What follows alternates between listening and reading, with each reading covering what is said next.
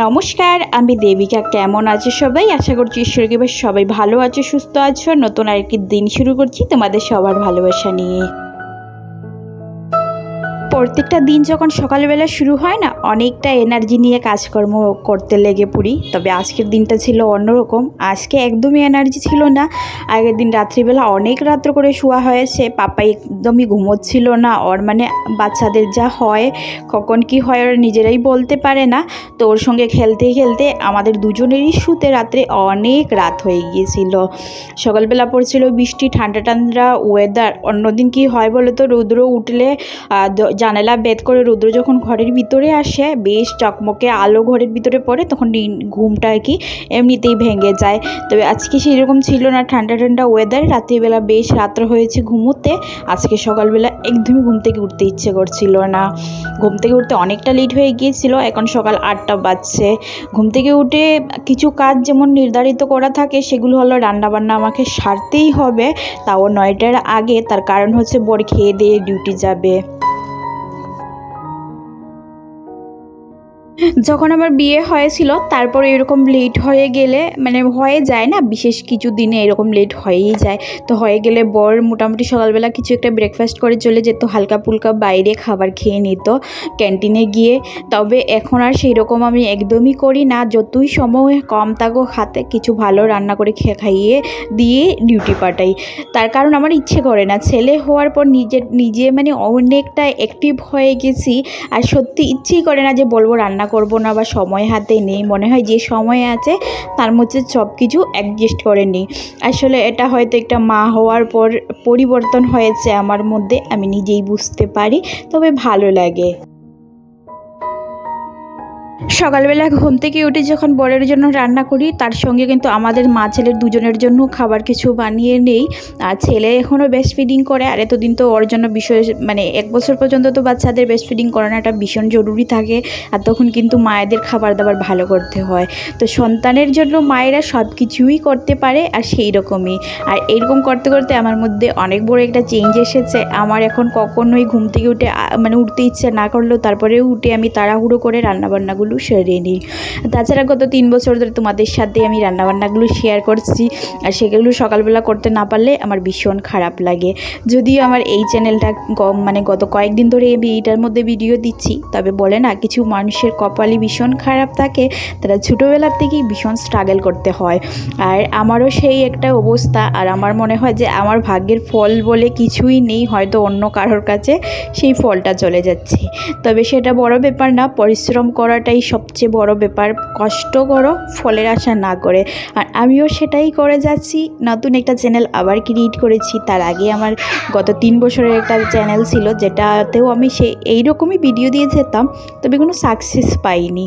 তবে জানি না ভগবান কখন চোখ তুলে থাকবেন আর তোমাদের মতো মানুষের ভালোবাসা আমার কপালে আসবে। যাগে, বরকে খাইয়ে দাইয়ে ডিউটি পাঠিয়ে দিয়েছি। তারপর আমার আর ছেলের জন্য একটুখানি ব্রেড টোস্ট করে নিচ্ছি, আর ওইদিকে দুধ জাল বসিয়েছি, আর তার সঙ্গে একটুখানি চা করব। চায়ের জন্য দুধটা আগেই আলাদা করে রেখেছি, টোস্টটা নামিয়ে ওইটার মধ্যেই চা বসিয়ে দেব। কিছু মানুষের শখ থাকে, কিছু মানুষের নতুন কিছু করার স্বপ্ন থাকে, আর কিছু মানুষের না অনেক বড় একটা দায়িত্ব থাকে। আর সেই দায়িত্ববান মানুষটি হলাম আমি। আমার মাথার উপরে অনেক বড় দায়িত্ব, তাই নতুন কিছু করার চেষ্টা সব সময়ই থাকে। পরিবারের পাশে দাঁড়ানোর চেষ্টাটা আমি সর্বদাই করি। তবে জানি না সেটা কখনো করতে মানে দায়িত্বটা কখনো পালন করতে পারবো কি না। সকালবেলা ব্রেড টোস্ট আর চা করে নিয়েছি, আর সেটাই আমি এখন বসে খেয়ে নিচ্ছি। এখনও হয়তো আমার ভিডিও বেশি মানুষ দেখে না, তবে সত্যি কথা বলতে কি বলো তো, আমাদের ঘরে যদি হঠাৎ করে 30 জন মানুষ 40 জন মানুষ চলে আসে, আমরা কিন্তু সেটা না ঝটপট করে অ্যাডজাস্ট করতে পারবো না, হয়তো ঘরের মধ্যে সেই মানুষগুলোকে জায়গাও দিতে পারবো না। তো আমার কাছে এই যে অল্প ভিউজ সেটা অনেক বড়, কারণ সত্যি আমাদের ঘরে হঠাৎ করে চলে আসলে তাদের কিন্তু বসার জায়গাটুকু হয়তো ভালোভাবে দিতে পারবো না। তাই আমার ভিডিও যে অল্প কয়েকজন দেখছে তাদের জন্য আমি ভীষণ খুশি। তবে হ্যাঁ, একটুখানি পরিশ্রমের ফল পাওয়ার আশা সবারই থাকে, আর সেই রকম আমিও একজন। একটা ক্রিয়েটারের ভিডিও যখন মানুষজন দেখে তখন তার ভিডিও করার উৎসাহ আরও বেড়ে যায়। ব্লগ করতে ভীষণ ভালো লাগে যখন ব্লগ মানুষ দেখতে পছন্দ করে।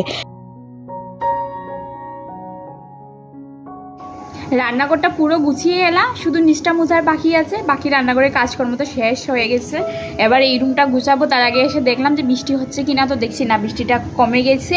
আর রৌদ্র তো উঠেনি, মেঘলা ওয়েদার হয়েই আছে, হয়তো বিকেলবেলা আবার আসতে পারে।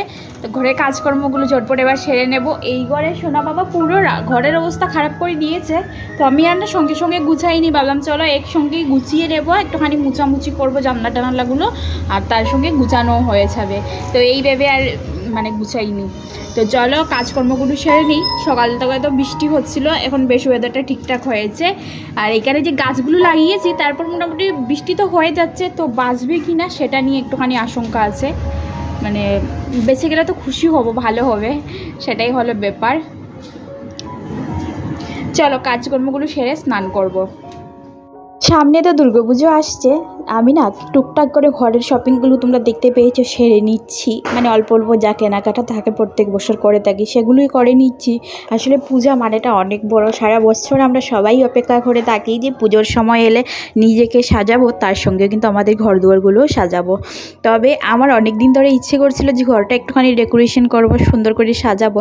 তবে না আমি বুঝেই উঠতে পারছি না কীভাবে কি করব, কোথায় কি রাখবো। ঘরটার মধ্যে জিনিস দিয়ে একদম ভর্তি হয়ে আছে, তাছাড়া এগুলো কোথায় রাখবো, কোন সাইডে রাখলে কি ভালো লাগবে। তাছাড়া জানি না ঘরের কালার করাবে কি না, কারণ কালার তো করায় না, সাফেদি পুট্টিটা মারে সব সময় ঘরের মধ্যে।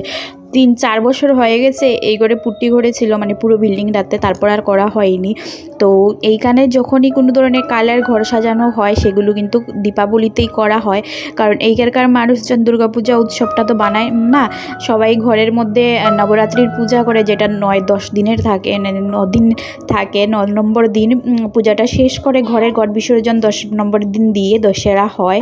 তো এইখানের যে মানুষজন যা পালন করে একটুখানি অন্যরকম হয়, আমাদের মতো জাঁকজমক করে কিন্তু দুর্গাপূজাটা হয় না। আর এখানে অনেক দূরে একটা মন্দিরে হয়, সেখানেই আমরা সবাই যাই। তো সেই কারণে এখানকার মানুষজন দীপাবলিতে খুব তাকঝাক করে দীপাবলি পালন করে, আর তার আগেই কিন্তু ঘর দরজাগুলো কালার করে।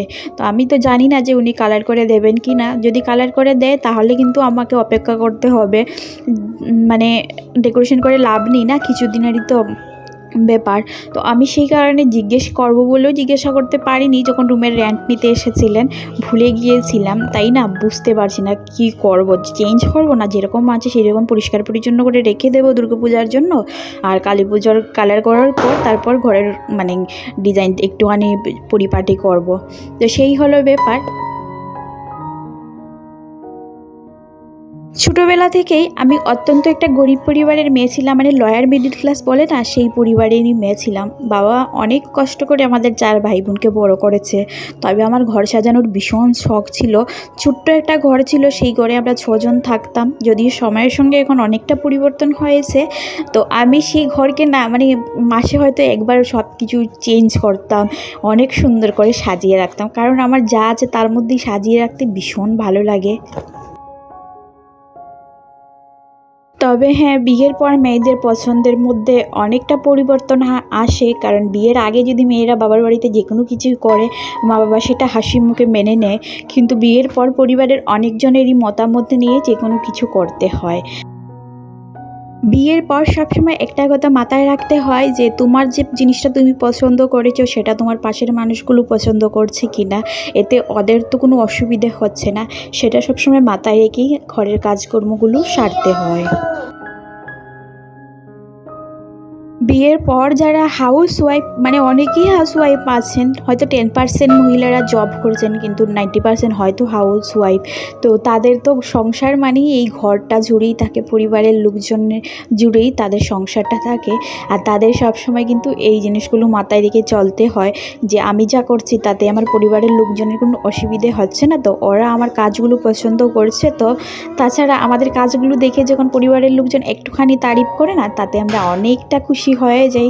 মানে সেটা হয়তো বলে বোঝানো যাবে না আমাদের মানে খুশিটা কতটুকু হয়। তবে হ্যাঁ, ছোটো ছোটো জিনিসে যখন পরিবারের লোকজন একটুখানি নখযোগ করে, তখন কিন্তু মনটা অনেকটাই খারাপ হয়ে যায়।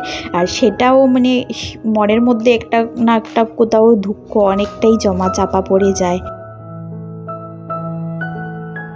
আমরা মেয়েরা আমাদের মনের কষ্টগুলো কখনো কাউকে শেয়ার করতে পারি না, মানে একটা সময়ের পর না একটার পর একটা চাপা পড়ে থেকেই যায়। তবে হ্যাঁ, সংসারের অল্প কিছু খুশিতেই আমরা সব ভুলে অনেকটা আনন্দিত হয়ে যাই। আমরা মেয়েরা ছোটোবেলা থেকে এটা বুঝে যাই যে আমাদের জীবনে অ্যাডজাস্ট করতে হবে। আর যারা সমাজে প্রতিবাদী একটুখানি হয়, যারা বলে যে আমরা অ্যাডজাস্ট করে চলবো না, তাদের কপালে কিন্তু সত্যি অনেক দুঃখ থাকে। কারণ প্রতিবাদী মেয়েদের না কেউ মানতে চায় না, মেনে নিতে পারে না, আমাদের সমাজটাই মেনে নিতে পারে না। তো চলো, অনেক গুয়ান দিয়ে ফেলেছি, কিছু কেউ মনে করবে না। সংসারে কাজকর্মগুলো দেখো অনেকটাই আমার সারা হয়ে গেছে। ঘরটা ভালো করে ঝাড়ু দিয়েছি, তারপর বারান্দাটা ঝাড়ু দিয়ে ভালো করে এবার মুছে নেব। সকালবেলা বৃষ্টি হয়েছিল, তো দেখতেই পাচ্ছ বৃষ্টির জল তুকা তুকা করে জমা আছে। তো ভাবলাম চলো মুছে নিই, তাহলে জায়গাটা ভালো করে পরিষ্কার হয়ে যাবে। আর সোনা বাবাকে দেখছো, ও মানে আমার আশেপাশে আমি কাজ করছিলাম তখন থেকে একদম মানে পায়ে পা রেখে চলাফেরা করছিল, আমার আগে আগে হাঁটছিল। তো ও এরকমই করে থাকে। যখনই আমি ঘর মুছবো, মানে কি আর বলবো, ওকে যত মানা করবো যে পাপা পা দিও না, দাগ পড়ে যায় পায়ে, তো ও কিছুতেই শুনবে না। আর ও বুঝেও না, আর অনেকটাই বুঝে না বুঝেও মানে শোনার চেষ্টা করবে না।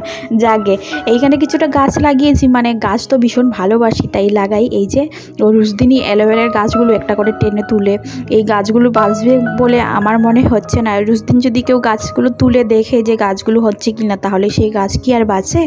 তো আমারও সেই অবস্থা হয়েছে। যাকে সব কিছু পরিষ্কার পরিচ্ছন্ন করে স্নানটা সেরে এসেছি, কিছু কাপড় ছিল সেগুলো ধুয়ে এসেছি, আর এবার সুন্দর করে কাপড়গুলো মেলে দেবো।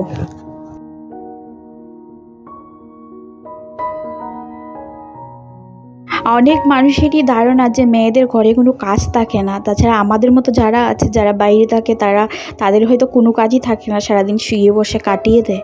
তবে সেরকম কিন্তু কিছুই না। সারা দিন টুকটুক করে কাজ করতে করতেই কোথা দিয়ে দিন শেষ হয় সেটা একদমই বুঝতে পারি না। এখন প্রায় বেলা 1টা-1:30 হবে, আমার সকাল থেকে কন্টিনিউ কাজ করে যাচ্ছি, কিন্তু কোথা দিয়ে যে এতটা টাইম ঘন্টা কেটে গেছে বড় ডিউটিতে যাওয়ার পর আমি একদমই বুঝতে পারিনি। আর এখন এসে স্নান করে এবার এখন খাবার দাবার করার আছে, তাছাড়া পাপাইকে খাইয়ে দেওয়ার আছে, ওকে ফ্রেশ করানোর আছে। এইসবের মধ্যে আরও কিছুটা টাইম আমার কেটে যাবে। তো দিনটা যে সন্ধ্যা, মানে সকাল পেরিয়ে সন্ধ্যা যে কখন হয়ে যায় একদমই বুঝতে পারি না। গড়গোছানো কাজকর্মগুলো সেরে খিদে পেয়েছিল, তাই পাঁপড় ভাজা করে খেয়েছিলাম। আর তারপর সন্ধ্যার সময় বর ডিউটিতে চলে এসেছে, আমি সন্ধ্যাবারতিতে দেখিয়ে দিয়েছি।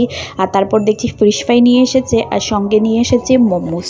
তো মোমোসটা এখন খাবো। 5 পিস মোমোস ছিল, আর সঙ্গে একটা নারিকেলের চাটনি থাকে, যেটা খেতে অসাধারণ লাগে। আর সঙ্গে একটা একটা চাটনি আছে, সেটা খেতে বেশি ভালো লাগে না, তবে নারিকেলের চাটনিটা আমার ভীষণ পছন্দ। তারপর চলে এসেছি রান্নাঘরে, রান্নাবান্না সারতে। যে ফিশ ফ্রাই নিয়ে এসেছিলো সেগুলো দিয়েই আমি ভাবছি চলো রাত্রিবেলা না তরকারি করে নিই, কারণ ওই মাছ ভাজাগুলো খেতে আমার একদমই পছন্দ না। তার কারণ হচ্ছে, জানি না এখানকার যে রান্নাগুলো হয় না, মশলা মানে দেখেছি কিনে নিয়ে যায়, শস্য, জিরা, হলুদ, মরিচ সব একসঙ্গে মানে মিক্স করে নিয়ে যায়। কেমন জানি না একটা স্মেল আসে, একদমই ভালো লাগে না। তো সেই কারণে একটুখানি ভাবছি যে ওইটা দিয়ে সব কিছু দিয়ে তরকারি রান্না করে নেবো, এটা দিয়ে রাত্রে আমরা ডিনারটা সারবো। তো চলো আজকের জন্য টাটা।